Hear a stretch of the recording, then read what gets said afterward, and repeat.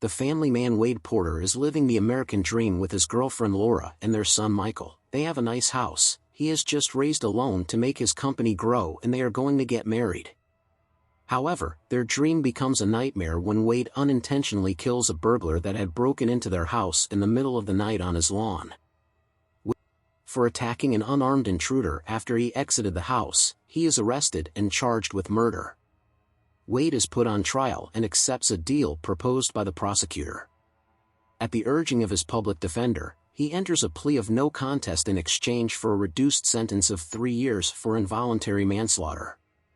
During the bus ride to prison, Danny Sampson, leader of the local Aryan Brotherhood, stabs a man and hides the knife with young Aryan member Snowman, who is sitting behind Wade. In a moment's panic, Snowman hides the knife under Wade's seat and forces him to deny knowledge of it. As a result, Wade is sent to solitary confinement until the stabbing can be investigated. Lieutenant Jackson interrogates him about the stabbing, but he doesn't cooperate with the investigation. Jackson decides to send Wade to the Security Housing Unit, SHU, in Corcoran State Prison where he is the commanding officer. Jackson overrides the advice of this top security person and puts Wade in with the common hardened criminals who are residents at his facility. Jackson refuses to show any leniency for Wade's crime-free past. In the middle of the gloom and the daily carefully monitored and humiliating existence, John Smith walks into the prison and is assigned as cellmate to Wade. John is sympathetic to Wade and takes him under his wings. John Smith is serving a life sentence after avenging the death of his family. Inmates here are under 23-hour lockdown and not permitted to have visitors for the first 3 months. Wade discovers the daily hour of yard time consists of inmate fights, on which the officers bet. Jackson watches the developing friendship between Wade and John. John saves Wade from the Nazi skinhead gang in prison when they turn on Wade when Wade refuses to fight the Hispanics as the Nazis' crony. The Nazi skinhead gang lead promises revenge to John. In addition to the prison violence, Wade's regular visits with Laura start to take their toll on their relationship. Jackson resorts to heavy violence to control the gang wars within prison. His officers James and Cormac are not supportive of this and want to do things by the book. But Jackson always manages to convince them to his point of view with an evil streak in his eyes. Jackson arranges cockfights between Wade and the Hispanics and bets on them with his colleagues. Wade refuses to fight.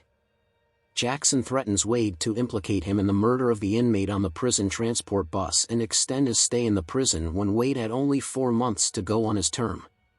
After Wade refuses to identify Sampson as the perpetrator of the murder on the bus, Jackson falsely testifies that he was an accessory to the murder, resulting in an additional 3 years being added to his existing sentence.